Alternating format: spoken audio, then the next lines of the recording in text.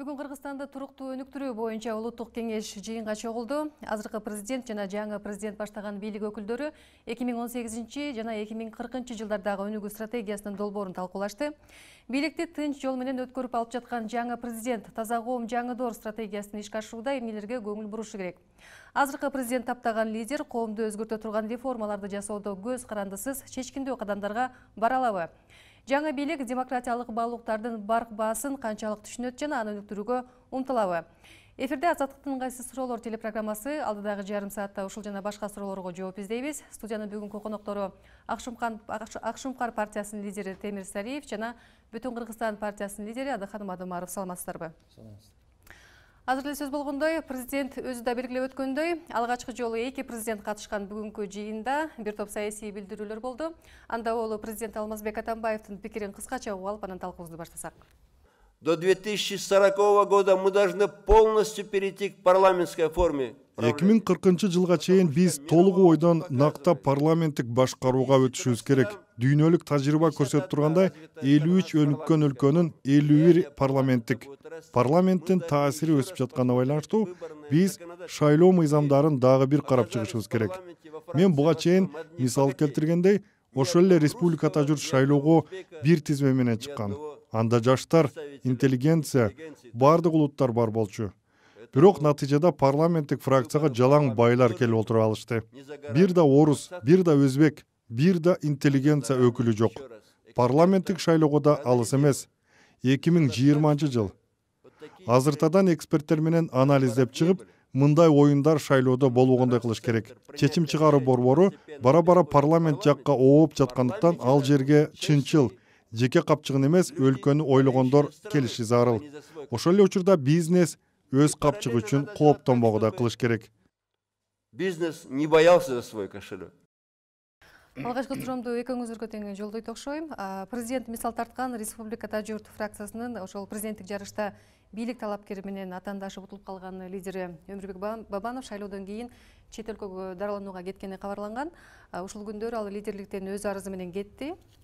Парламентти күчтөө тууралуу азыркы президенттин билдирүүсүнүн фонунда бул окуяга кандай баа берсе болот? Темир мырза. Биринчиден Бабанов өзү келиш керек, сөзсүз түрдө.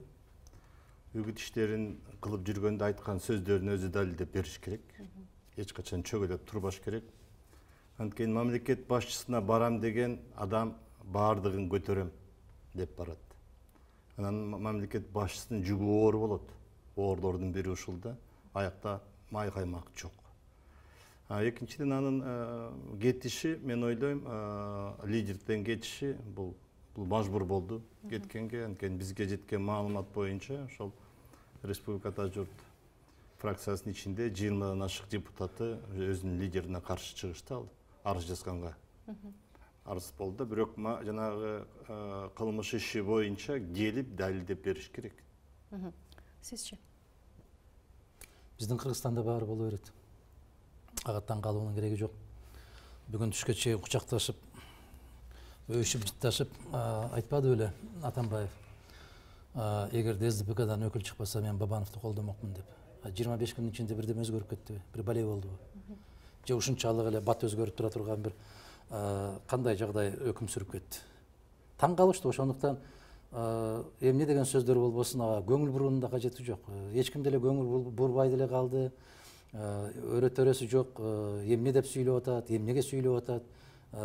Менимче эл эмес саясатчылар эмес, биздин мамлекетке башка мамлекеттин жетекчилери дагы, башка мамлекеттин саясатчылары деле көңүлгө албай калды. Өмүрбек Бабанов келбей коюшу мүмкүнбү? Эми айтып атпайм, биздин Кыргызстанда ар кандай нерсе боло берет. Мен Темир Эргенбаевдин сөзүн колдоп, эгерде кечээки бүтүндөй мамлекеттин жүгүн колума, мойнума көтөрүүгө даярмын деген азамат болуп туруп, анан азыр келбей кое турган болсо, анда саясий инсан катарында өзүнүн ордун биротоло жоготот. Темир мырза, ошол учурда жаңы шайланган президент Сооронбай Жээнбеков быйылкы шайлоо абдан катуу атаандаштыкта өткөнүн, саясаттагы чыныгы бир конкуренцияны азыркы президент камсыздап бергенин бүгүн белгилеп, Анан ушул курсту катуу карманышы керек деп айтты да, кармайм деп бүгүн өзүнүн пикирин билдирди. Анан ошол саясий атаандаштардын бүгүнкү абалын эске алганда, азыркы сиздер айтып жаткан, анда келечектеги кандай конкуренция жөнүндө сөз болуп атат? Эми биринчиден шайлоо абдан чоң атаандаштыктын негизинде өттү. Муну баарыбыз мойнубузга алабыз. Ошо бийлик көрсөткөн талапкер кыйналып калат деп президент өзү бийлик ишти түздөн түз үгүт иштерин жүргүзүп, бир эмес бир нече жолу айтып берди. Анан кийинкисин эми бүгүнкү шайланган президентти Борбордук шайлоо комиссиясы таптап далилдеп берип, мынакей бир 5 күндөн 7 күндөн кийин анын бийликке толук кириши болот. Андан кийинки саясатты биз ошол Жээнбековдон күтүшүбүз керек. Анткени ал элдин астында дагы чоң милдет алып келди. Ал кайсы саясатты жүргүзөт, кайсыны улантат, биз ойлойм, бүгүнкү сөз эмес, жана инаугурацияда боло турган ошол программалык сөзүнөн угабыз. Темир мырза айткандай, атаандаштыкка келечекте мүмкүнчүлүк болобу? Темир мырза айткан атаандаштык менен өттү деген бул кызылдай калп. Атаандаштык болгон жок. Атаандаштык болду, эки кишинин ортосунда болду. Эмне менен болду? Бийлик менен акчанын ортосунда күрөш болду да. Бул жерде идея менен, программа менен инсандардын ортосунда күрөш болгон жок. Бир тарабы Жээнбеков тарабынан болуп көрбөгөндөй бүт баары жабак алып эле баягы биз эле бизден кийин биз дагы биз. Ана бүгүн сүйлөгөндөй биз дагы биз 2040-жылга чейин биз деп кыйкырыктан башка баракет болгон жок. А экинчиси акча. Анан кайдагы атаандаштык болду? Эми биз мындай ачык сизге айтайын дегеним мындай да. Керек да мындай. Курч. Эмнеси курч болду? Катуу талашта өттү. Эмнеси курч болду? Сиздин сүйлөгөн сөзүңүздө аябай курч болду. Аттанып чыкканыңызда курч болду. Ошол эле Бабанов менен Жээнбековдун ортосундагы талашта курч болду. Жок. Мен ишенет элем, эгерде курч болду деп КТРдан болбоду дегенде бир 7 телетаймаш болуп, 7 тармак боюнча экономика, социалдык, эл аралык, коргонуу, коопсуздук мына ушул темалардын тегерегинде баягы эки сөздүн башын кошо албагандар менен көрүп отуруп ошондо талашсаң, ошондо курч деп айтса болот. А бунун эмнеси курч? Сен 2000 сомдон берсең, мен 3000 сомдон берем. Бул эмнеси курч? Ушул менен бул да талаш болду, акчанын да талаш болду. Мен ага кошулам. Мен өзүмдүн атайын жана шайлоодон кийинки билдирүүмдү айттым. Эбегейсиз чоң административдик ресурс кошулду. Буга мен толук айтам. Экинчиден акча кошулду. Административдик ресурс кимдин колунда? Бийликтин колунда. Бир кишиде. Далай. Экинчисинде дагы эбегейсиз чоң акчасы болду. Баракелде, акалган 7-8-inde эмне болду? Аларда эми алар чектелүү болду. Алар кантип күрөштү? Аларды чектелүү болду. Жок. Атахан мырза, сиз ушундай пикирден улам, шайлоонун жыйынтыгын тааныбайм, мамлекеттик башкаруу саясаты менен макул эмесмин деген турумда келе атпайсызбы? Бирок эмне болсо дагы президент шайланды.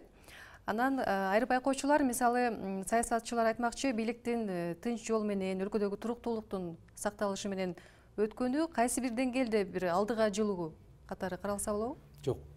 Мен тааныбайм дегендин себеби кыргыз жарандарынын жараткандан берилген, андан кийин конституциядан берилген шайлоого жана шайланууга укугу бар деп турат. Бул бөлүп алгыс, ажыраткыс укук. Биздин миллионго жакын шайлоочулар ошол укуктан ажырагандан кийин бул шайлоо эмес. Мен ушундан улам тааныбайм. 500 миңден ашуун шайлоочу Россия Федерациясында жүргөндөр шайлана албай калдыбы? Шайлоого мүмкүнчүлүгү болбой калдыбы? Биздин 150 миң Казакстанда жүргөндөр шайлоо укугунан ажырадыбы? 10 миң деген Кыргызстанда жашап, кыргыз жарандары болуп, келсең, жок сен шайлоодон өттүң, сен барып эс ала бер деп, айрыкча жогорку окуу жайдын студенттери ушул көрүнүшкө кабылдыбы? Ошондон улам азыр Жээнбеков 32% гана элдин добушун алып отурат. Бирок ошончо дагы сиз 3-чү орунда келбедиңизби? Көп акча коротпой туруп, келген талапкерлердин катарында болдуңуз да. Жакшы жыйынтык деп атышпайбы? Мен Кудай буйрса, жакшы жыйынтык деп мени сооротпой эле койсун. Эми жакшы жыйынтык экенин мен өзүм билем. Кайдыгер эмес жарандарыбыз Кудайга шүгүр бар. Дагы 10 миң деген шайлоочуларды Мадумаров үчүн деп келгендерди киргизбей койгондон кийин моолордун баарын жымсалдап, эптеп, тууралап, жана сандарын туурлаштыргандан кийинки сан ушул. Мен чексиз ыраазымын. Мен эмне менен далилдедим муну менен? Акчасыз, каражатсыз, сатып алуусуз, адилеттүү, таза шайлоого барсаң болот деген ишенимди жаратуу үчүн. Түшүнүктүү. Кудайга шүгүр, мен ушул ишенимди жарата алдым. Темир мырза, шайлоонун алдында ири саясатчыларга кылмыш иштери козголуп, камалып, кесилди айрымдары. Башкаларына болсо шайлоодон кийин төңкөрүш айыбы коюлуп, сот чечимдери чыгып жатат, жаңы кылмыш иштери ачылып жатат. Анан таза коом курууга белсенген жаңы президент үчүн бул окуялар кандай сабак болушу мүмкүн? Биринчиден, коомдо болуп аткан жүрүштөр, саясий чечимдер көптөр үчүн түшүнүксүз болуп атат. Бир четинен эл күткөн кандайдыр бир тазалык, ачыктык, айкындык болот деп. Экинчи четинен кээ бир учурларда саясий боек болуп кетип атат. Анан элибиз деле көп саясатчыларды эки анжа болуп турат да. Кайсынысы чын эле коррупция менен күрөш, а кайсынысы жанагы саясий курал болуп берип атат депчи. Эми жаңы келген президенттин мен айтып атпайбы дагычы. Бул шайлоодо жүрүп айтып атканы бир, азыр инаугурацияда да айтып сүйлөгөн сөз, андан кийинки кабыл алган биринчи, экинчи, үчүнчү чечимдери, ошон чечимдеринен кийин гана биз түшүнө алабыз. Бул кайсы жол менен кетет? Астына кандай максаттарды койду деп. Анын үстүнө 1 декабрдан баштап конституциянын өзгөртүүлөрү кирет. Чын эле, эгерде парламент күчтүү боло турган болсо, парламенттин астындагы түптөлгөн өкмөт күчтүү боло турган болсо, бир топ нерсе өзгөрүш керек. Эгер андай болбой турган болсо, анда баягыдай эле болуп калат. Анда жанагы дагы айтып коеюн, жанагы божомолдор айтылып аткан сөздөр эл арасындагы. Атамбаев өзүнүн президенттик мөөнөтүнөн кеткенден кийин ошол кой таштап отуруп алып, Жээнбековду башкара берем дегени калып калат. Конституцияга киргизилген өзгөртүүлөр ошондой бир өзгөрүүлөргө алып келиши мүмкүнбү? Жок. Кыргызга дегеле конституциянын өзү эч таасир тийбейт. Анын тиешеси жок. Бирок президент айтып атат, жаңы мыйзам. Эми ушу өзүн өзү эптеп алдап келген элбиз да биз. Азыр мына Темир Эргенбаевич айтып аткандай, жаңы келген президент деп эскиси менен эч кандай айырмасы болбойт анын. Эч кандай айырмасы болбойт. Айтып атпайбы жана шайлоодо жүргөндө эмне деген сөз, анан инаугурациядагы сөзүн бүгүн эле айтып койсоң болот. Эмне деп айтат? Мен ушул жолду улантам. Мен ушул жол менен барам. Мен аягына чейин чыгарам деген сөздөр менен барат, башка эмне менен барат. Бирок чыныгы бийлик колго келгенден кийин башкача ойлоно башташы мүмкүн эмеспи? Анда муну эки жүздүүлүк деп коет. Мусулманчасында мунафыктык деп коет. Бул өтө жаман деген сөз бул. А эгер шайланганга чейин бирди айтып, шайлангандан кийин экини айтып кете турган болсо, ага биринчиден өзүнүн саясий тарапкерлери дагы ишеним көрсөтпөйт, экинчиден эл дагы муну туруксуз катары кабыл алып коюш керек. Анан жымсалдап эле эптеп септеп жакшы болот дей берген менен жакшы болуп кетти. Бийликтин өзү жаңы келген адамга бир ишенич, күч береби? Мына калыстык үчүн айтыш керек да, баарын жаман деп биз жакшыны таба албайбыз. Бүгүнкү элдин тандоосу Жээнбеков болду. Каалайбызбы, каалабайбызбы, 24-нде Жээнбеков келип тактыга отурат. Ага биз мүмкүнчүлүк беришибиз керек. Ал элдин алдында милдет алды. Сөзүн берет, антын берет. Мүмкүнчүлүк бериш керек дегенде эмне тарабынан бериш керек? Эмне тарабынан? Эми бүтүп коеюн. Ал келип ошол колдоо алып, эл тарабынан колдоо алдыбы? Эми кыйшактабай, эч нерсени чочулабай, түз өзүнүн саясатын жүргүзүш керек. Эми ушул жерден эгерде кыйшаңдаса, мен ордуна коюп коем дедиби Атамбаев? Дедиби? Эми эмне эле ойноп атабыз биз? Ары бери эле. Жок, эми дедиби, ал милдетти алып отурат. Ким? Жээнбеков. Милдетти анталат. Милдетти ошондо эгерде кыйшаңдап, туура эмес кылса, анда биз элдик айтат, элдин астында милдетти алдың. Убаданы бердиң. Конституциядагы милдетиң жазылып турат. Эмне үчүн чечимди өзүң кабыл алган жоксуң деп айтышыбыз керек. Азыр коомчулук ошондо. Эгерде биз баарыбыз эле ошондой болот дей берсек, ал өзү да болуп калат, кийинкилер да ошону алып кетет. Демек биз күнөөлүү экенбиз. Жок, биз күнөөлүү эмеспиз. Бул жерде мындай болуш керек да, мен мекенчилмин. Мен мамлекетчилмин. Мен мамлекет өссө дейм. Бизде ачык, имандуу бийлик болсо дейм. Ар бир отурган адам өзүнүн милдетин ыктыярдуу түрдө конституциянын негизинде аткарса дейм. Ошого шарт түзүп беришибиз керек. А эгер жаман деп отура берсек, ал жаман болот. Темирбек, кантип шарт түзүү керек? Кантип? Ошол кишиге кантип? Сиз өзүңүз кантип түзүп беришиңиз керек ага? Мен мындай деп атам. Мен муну өзүмдүн атайын билдирүүмдү жасайм. Биз азыр ошол жаңы келген президентке өзүнүн ыйгарым укуктарына толук кирүүгө шарт түзүп кантип колдоп берели. Кантип? Азыр бул жөнүндө дагы кайрылабыз. Бүгүнкү ошол туруктуулук кеңешинин жыйынында бир топ саясий билдирүү, кайрылуу, ыраазылык билдирүүлөр абдан бай айтылды, көп айтылды. Анан парламенттеги оппозициялык дагы бир фракция лидери Бакыт Төрөбаев президент Алмазбек Атамбаевга кайрылган эле. Азыр ошол кыскача пикирин угуп алып, анан талкуубузду уланталы. Урматтуу Алмаз Шаршенович, ушул 2040 стратегиясына сиз өтө чоң салым коштуңуз. Сиз Кыргызстандын өнүгүүсүнө чоң салым коштуңуз. Сизге терең ыраазычылык билдиребиз. Бизди анча-мынча сындадыңыз, алдагы бышырдыңыз дегендей бизди дагы Дары болсын. бышырдыңыз. Ошондуктан ар ким президент боло албайт. Сиз президент болдуңуз, 6 жыл иштедиңиз. Сизди президент катары, саясатчы катары, адам катары биз сизди сыйлайбыз.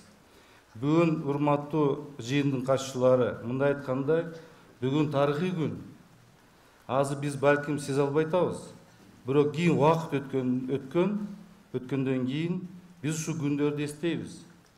Бүгүн Алмаз Шаршенович мындай айткандай 2040 жылга чейин стратегияны, эстафетанын мындай палочканы жаңы шайланган президентке берип атат. Жаңы шайланган президентке берип атат. Буну кийин биз айтабыз, биздин балдарыбыз айтышат.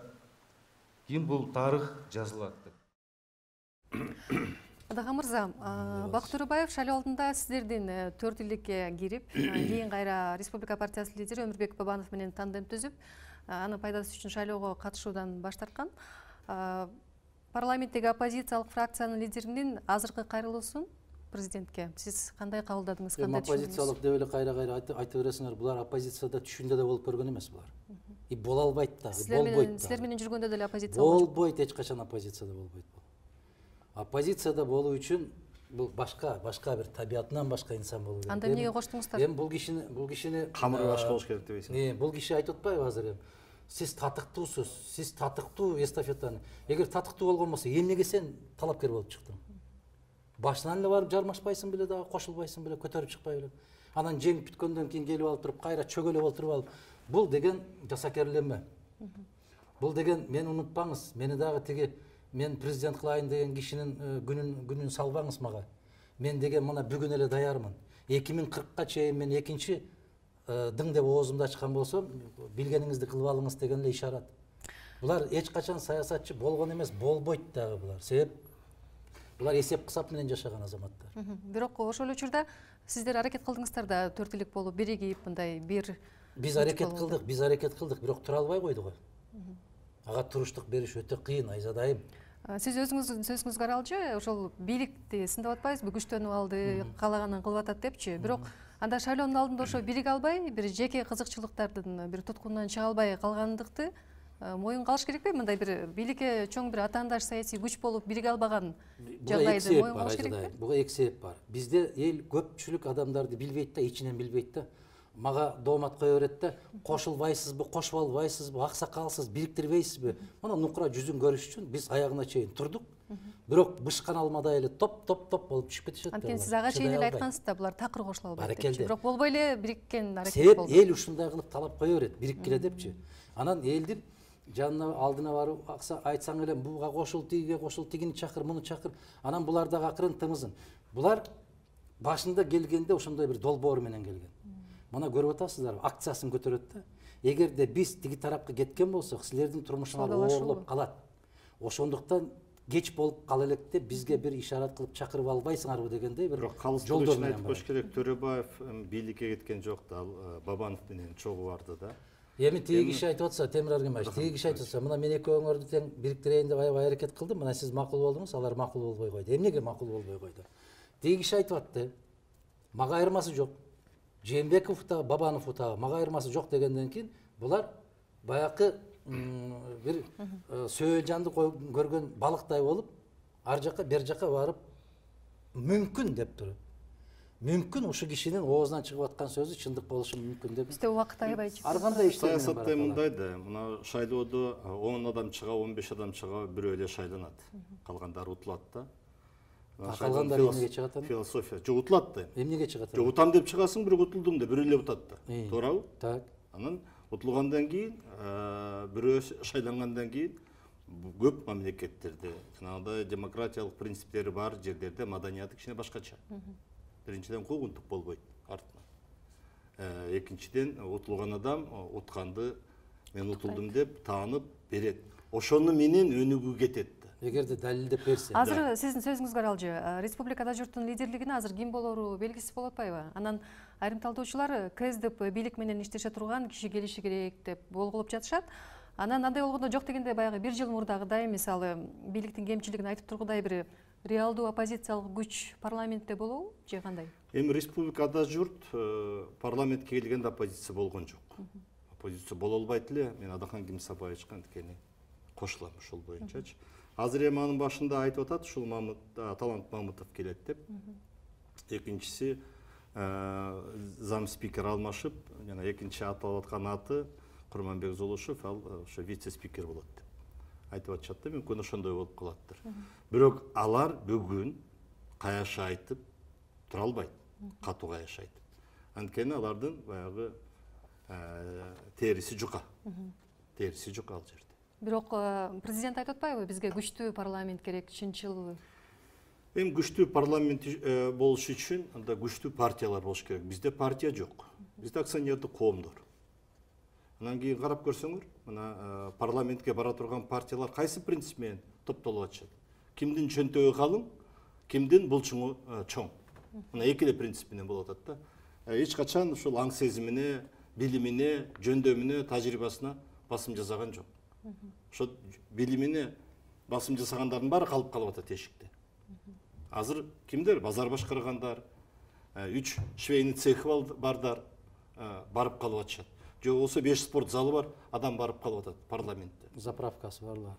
Мына ошондой болуп атат да. Ошон үчүн мынакей айтып кетпедиби? Түздү да, андай болуш үчүнчү революциядан кийин. Биринчиден ушул жана парламенттик шайлоого өткөндө, парламенттик башкарууга өткөндө, партиялык системага өткөндө бизде партиялык институт жок экен. Партиялык институт жок, партиялык идеология жок, партиялык тартип жок. Партиялык тажрыйба жок болуп атат, партиялык идеология жок болуп атат. Мына булардын баары тең биз баягы басып өтө турган жолубуз да. Бара-бара көч түзөлөт дейт. Мүмкүн азыр жанагы саясий партиялар жөнүндө мыйзамга өзгөртүүлөр киргизип, шайлоо жөнүндө мыйзамга өзгөртүүлөр киргизип. Ар бир шайлоонун астында ушундай сөздөр айтылат да, партиялар даяр эмес болчу, биз дагы ушундай жаңы телчигип келатабыз деп, жанда келерки парламенттик шайлоодо деле ушундай эле жагдай сакталып калабы? Тилекке каршы ушундай болуп калат эгерде жазында шайлоо жарыялап жиберсе. Кээ бирөө шашып атпайбы? Жазында шайлоо болсун деп. Күздө болсочу? Андай жетишпейт. Күздө болсо деле ошондой болот. Адахан мырза, азыр жана камоолор жөнүндө сөз болуп кетпедиби? Анан айрым ошол саясатчылар соңку соттук иштерди, камоолорду чектен чыккандар камалат дегендей ишара катары кабылдап жатышат. Анан сиз өзүңүзгө карата бир ошондой коркунучтуу сезесизби? Мен 2000 азыр 2000 жылдан бери эле сезип келатам, сезгенден эмне? Эми калтырап титиреп калып калыш керек.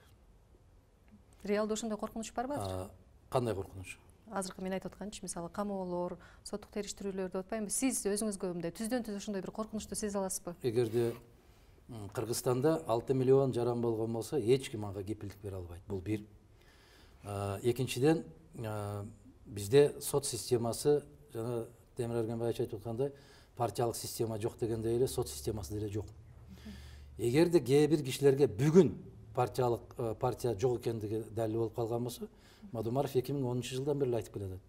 Парламенттик башкаруу деген Кыргызстанды туңгуюкка алып барып, мамлекет катары жок кылат деп.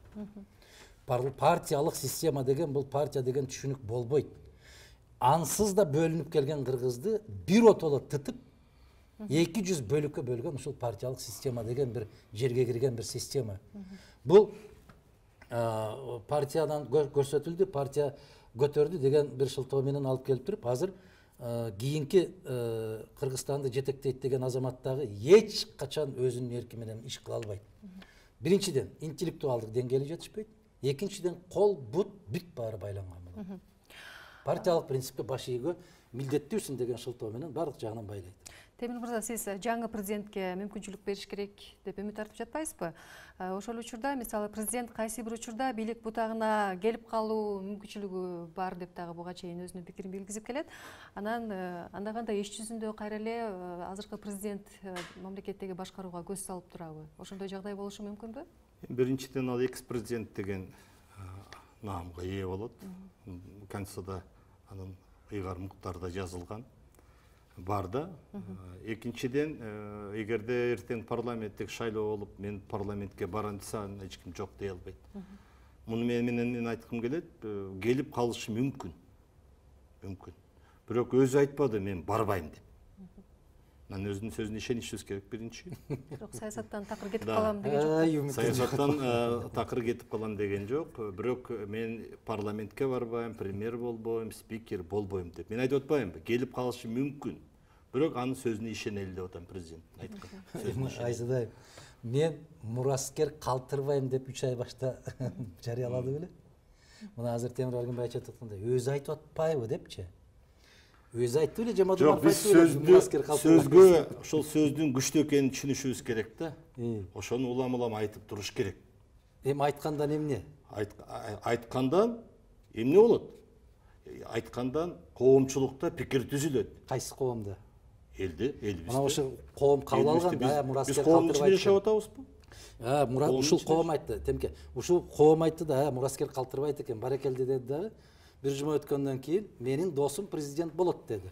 Эми ал дос деген туура эмес. Мамлекет башчысы. Эми ушуну айтыш керек да. Баардыгына бирдей болуш керек. Айландыра бербестен ушуну айтыш керек. Мамлекет башчысы мына 6 миллион элдин атасы болуп, баардыгына бирдей болуш керек. Досум деген жок болуш керек. Таанышым деген жок болуш керек. Баракелде, мына досум президент болот деди, өзүм тарбиялап өстүргөн балам премьер болот деди. Айтсаңыздар, негизи эле Адахан мырза, балким ошол жаңы президенттин жеңишин тааныбайм дегенге караганда, балким саясий чөйрө бир акыл калчай билген коомдун каймактары бир мындай алдыга сүрөп президентти бир өз алдынча иштеш үчүн бир көмөк көрсөтө алабы? Отунбаеваны мен тааныбайм деп 2010-жылы айттым эле. Атамбаев 2016-жылы мен тааныбайм деп айтты. 6 жыл Мадумаров деп келедиңер го. Эмнеге мындай дейсиң деп. Мадумаровдун бир гана кемчилиги бар да. Заматта болгонун болгондой кылып айтып салат, баягындай жалтыраган кагаздарга оробойт. Биз саясатчыбыз деген саясаттын айланасында ойноп аткан азаматтар бар. Алар айландырып, жымсалдап, ал жагын эптеп, бул жагын үтүктөп отуруп. Анда сиз саясаттагы өзүңүздүн ордуңузду мындан аркы кайдан көрүп атасыз? Саясаттагы менин ордумду биринчиден жараткан маңдайга жазган болот, экинчиден менин касиеттүү элим кайда көтөрсө ошол жерде болот. Сиз айтып атпайсызбы, эч кандай үмүт жок деп, анда бир күрөшөсүзбү? Үмүт жок, биз үмүттү ошо жандыруу үчүн. Үмүт отун жандыруу үчүн күрөшөбүз, күрөшүүнү токтоткон эмеспиз. Мен азыркы айтып аткан сөздөрүмдү кийинки жыл ушул мезгилде кайрадан мага ушул сөздөрдү кайталайсыңар да. Мына бүгүн айтып атпайсыңарбы? Партия даяр эмес экен. Мадумаров 7 жыл башта айтпады беле. Анда күрөшүүнүн жолу кандай болот анда? Күрөшүүнүн жолун туура түшүнгөн болсо, мен берген интервьюларда, жазган макалаларда ачыктан ачык айтып атам. Күрөшүүнүн жолу бир гана жолу болуш керек бизде Кыргызстанда. Момундай болуп 6 күн баштагы айткан сөзүн унутуп, таптакыр тескери кеткен кишилерди бир отоло коом, маданияттуу, интеллектуалдык деңгээли жогору көтөрүлгөн коом катарында киши катарынан чыгарып салыш керек. Борбор Азиядагы демократиялык аралчабыз деп келет атпайбызбы? Канчалык ошондой аралча болуп эми сакталып кала алабыз да? Биз чын эле бир топ кадамдарды жасадык. Мына шайлоо эрежесин дагы өзгөрттүк. Калысы үчүн айтыш керек. Бир топтор өзгөрүлдү. Демократиялык принциптер бизде тереңдеп баратат. Албетте, абдан чоң үчүлүштөрү бар, оорчулуктары да бар. Бирок мына көптөр айтып атышат да, бизде 5-чи президент. 5-чи президент шайланды. Мен ушул кошуна мамлекеттин саясатчылары менен сүйлөшсөм да айтып жүрөт. 5-чи президент шайланды. Бул да демократиянын бир белгиси. Жок, 15-чи президент шайланбай. Биздин мамлекет экономикалык тараптан канчанчы орунда бул? Кечирим сурайм, биздин убакыт жыйынтылып калды. Сиздерге чоң рахмат, маегиңиздерге. Биз бүгүн өлкөдөгү коомдук саясий кырдаал, жаңы президенттин кадамдары туруктуу өнүгүү жолун талкууладык. Берүүгө Ак Шумкар партиясынын лидери Темир Сариев жана Бүтүн Кыргызстан партиясынын лидери Адахан Мадумаров катышты. Бүгүнкү талкууну мен Айзада Касмалиева алып бардым. Кайрадан эфирден учурашканча жакшы туруңуздар.